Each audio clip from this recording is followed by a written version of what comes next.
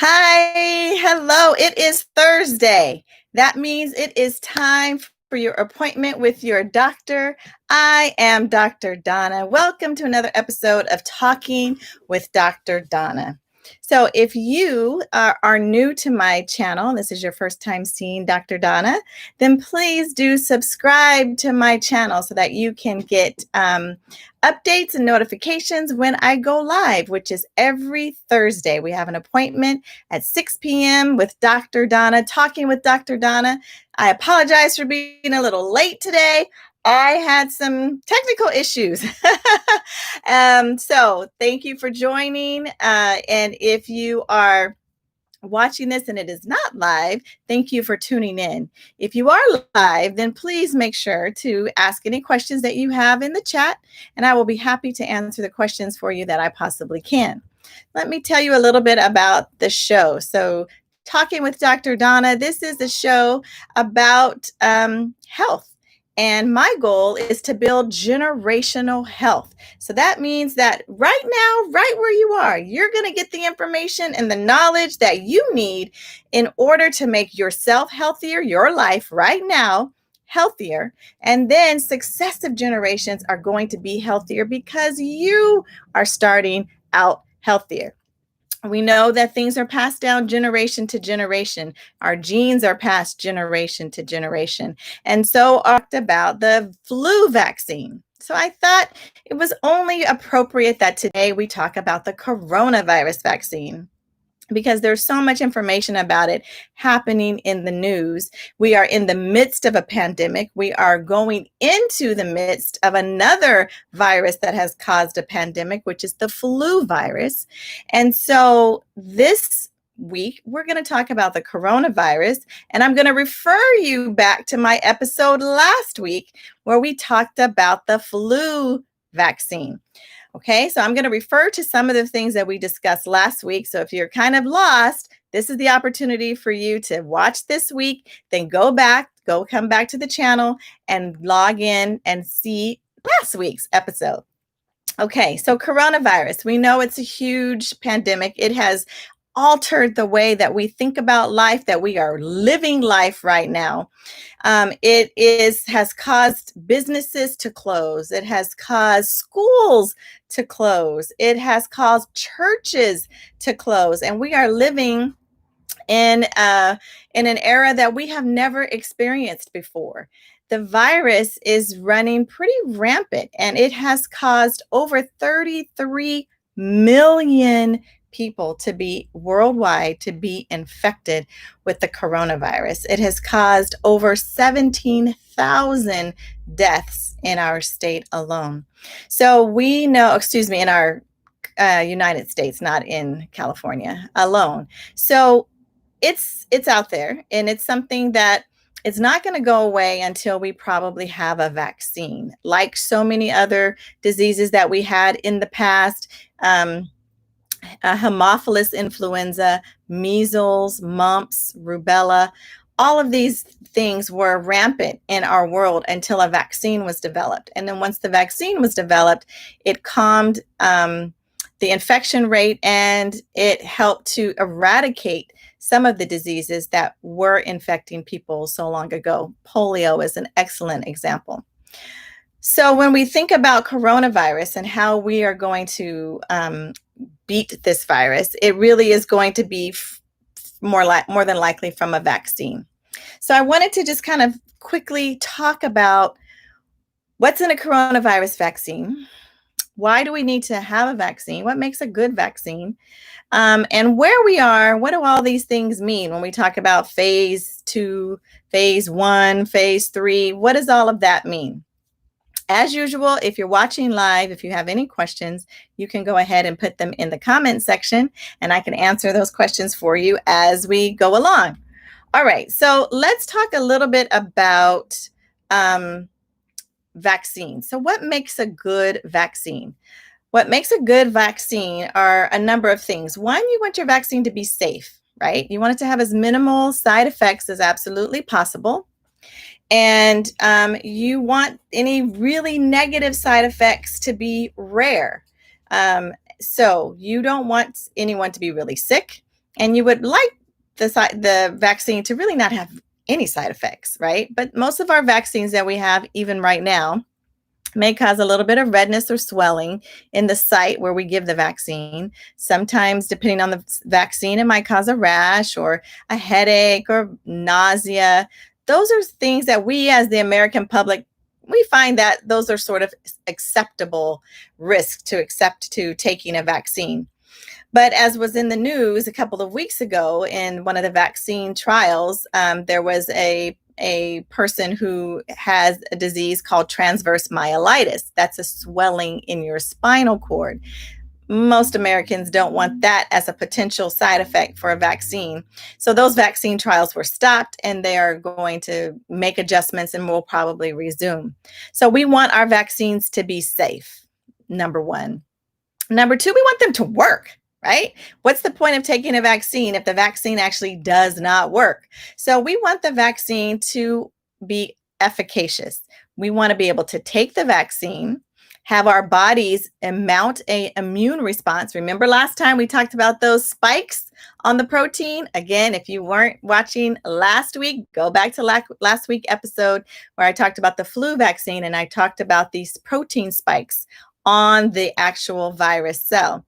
Well, the way coronavirus works is it attaches to those proteins on our own cells, and then that's how it gets into our bodies. So the vaccine that they're attempting to develop is actually targeted to those spike proteins on the coronavirus. So yes, it'll attach to the cell, and then it'll cause an immune response in your body. Your body will start to develop antibodies, and then it will fight off, hopefully, the goal is that it will fight off the infection so that you will not get sick. So we want the vaccine to be efficacious, right? We want it to mount an immune response, and then not just mount the immune response so that your body starts to create these antibodies, but we then want those antibodies to start to do its job and help us to not get sick. That means that is a good vaccine. So safe and works. Well, some of the other things we want is we want it to last, right? We don't want to have to get a coronavirus every year. As I discussed last week, we have a flu vaccine that we get every year, but that's not because the virus itself is different or that the vaccine isn't working. We get it, the flu vaccine every year because of the antigenic, drift? You guys remember that? The antigenic drift. And so the virus itself mutates and alters itself a little bit. And so the vaccine has to change. Ideally, we want that to not happen for coronavirus. We want to be able to have a virus, get the vaccine, and then to not need that vaccine for 2 years, 5 years, 10 years. We're not quite sure how many years it's going to last, but we would ideally like it to last for longer than 1 year. So they're working on that as well. And then lastly, you want your vaccine to not cost $1,000 for every dose, right? So you want it to be affordable. You want it to cost a reasonable amount of money so that hospitals, clinics, you personally can afford to get the vaccine. So as you can tell, that's a lot of stuff to try to get in, right? You want safety, you want it to work, you want it to be long lasting, and you want it to be cost effective. That's a lot of things to put into these vaccines, which is part of the reason why it takes such a long time to develop a vaccine. So moving on, let's talk about developing a vaccine. There are so many vaccines that are out there now that are attempting to be the vaccine that is chosen for us to fight against coronavirus. So I wrote down some stats. There's 27 different vaccines that are in phase 1, and we're going to talk about these phases in a minute, so just hold on. But there's 27 vaccines in phase 1 to date. This is per New York Times today. There's 14 vaccines in phase 2 and 9 vaccines in phase 3. There's a couple of vaccines that are already out there in limited use in the community to be used, not here in the United States, but there's a vaccine in China and a vaccine in Russia that is starting to be used in the population now. personally, I don't want to take a vaccine that's developed in China or Russia. So I'm waiting for us to develop our vaccine here in the United States. But there are some limited vaccines already out there in the world that seem to be promising and are working. What does it mean to have phase one, phase two, and phase three? I'm so glad you asked. You all are so curious. I love that. And that's what I'm here for, to give you information and knowledge. All right. So there's three phases in the sort of trial efforts of a vaccine and creating a vaccine. The first phase is phase one. And usually, phase one doesn't happen until they've done a lot of things in the lab. So they've already looked at it in the lab, they've already developed it. They're pretty certain that they have those things that we talked about. It's safe, it's efficacious, right? It has some good lasting immunity, and it's not going to be cost prohibitive. They've already done a lot of that work in the laboratory artificially, either using animals or in the lab creating cultures and looking at the virus and how it acts in a sort of a petri dish. So they've already done a lot of that work, and now they say, okay, we're pretty confident. So now we're going to try it out on some humans, because after all, it's the humans, not the animals, we want to protect against coronavirus. Phase one, they're going to try it out on a few people. So they might try it out on 40, 50 sort of people, 18, some number that they can sort of pull together. These people are going to be healthy, right? That's the key. They're going to already be healthy people, and they're going to be, most of the time, are not going to include children.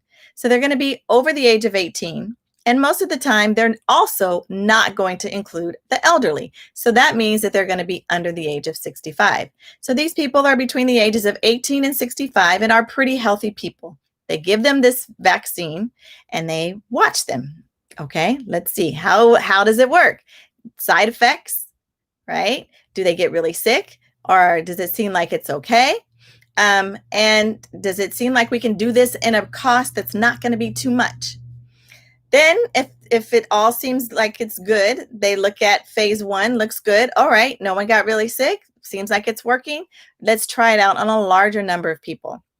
That's when they go into phase two of the vaccine. Now, phase two usually will have hundreds of people, not the 50, not the 18, not the 40, but usually hundreds. So maybe 200, 400, 600 number of people. Same thing. They're going to do the same vaccine. Sometimes they might make an adjustment. So let's say in phase one, they noticed that maybe they didn't need to give the vaccine at a certain dose, so they changed the dose in phase two. So they start to tweak and make alterations along the way. In phase two, hundreds of people. Again, most of these people are going to be healthy. And again, most of those people are going to be within that age of 18 to 65. Now they've done those phase two trials. They look great. Then they say, okay, wow, hundreds of people, no major side effects. Seems like it's working. It's mounting the immune response. People seem like they're building the antibodies and they're fighting the virus. All right, let's move to phase three. Now, phase three is where the rubber meets the road, because now you are enrolling thousands of people. So current phase three trials, and most of the trials have somewhere between 30 and 40,000 people. So that means that they have to convince 30 to 40,000 people that the vaccine is safe enough for them to try it. That's why phase one and phase two are so important, to look at the side effect profile, because again, nobody wants to get sick from the vaccine.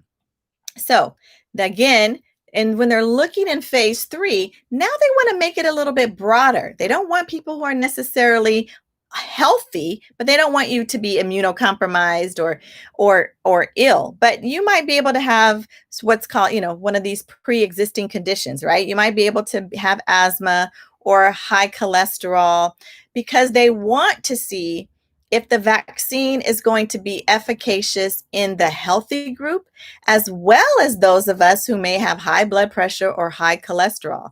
Again, they're going to exclude people who are immunocompromised because they haven't done these large trials yet. So they really don't want to test it on people who have the potential to get very sick. So phase 3 now looks at thousands of people. And that's where most of the trials are here in the United States. They're in the phase 3 trials, where thousands of people. So we're looking right now to see what's going to happen with the vaccine. Some of them have, like I said, tweaked their vaccine between phase 2 and phase 3. And some of them are taking the same vaccine all the way through. Lots of different, there's 3 major companies who have vaccines in phase 3 clinical trials. We know AstraZeneca, again, because they had a serious side effect a couple of weeks ago, they've paused their phase 3 trial. I'm sure it will come back, but we don't know when. We know Pfizer has a phase 3 trial. We also know that Moderna is doing a phase 3 trial with the National Institutes of Health, co-sponsored by the National Institutes of Asthma and Allergy Institute. That's Dr. Fauci's institute. So Dr. Fauci is looking at this vaccine in conjunction with Moderna, and they're looking at their own vaccine in their phase 3 trial. So lots of things are happening. As of yet, doesn't look like we have a vaccine, but we are getting really close. When we're in the phase 3 trial, that means we're pretty close to then saying in a limited number. Does that mean that we're close to developing a vaccine that all of us can run out and get, even if it's developed this year? Probably not. Again, because they've looked at only healthy people and not necessarily all situations. They also, for the most part, do not include children, right? You don't want to experiment on kids. That's usually not cool. If you don't have to, they don't really want to include children.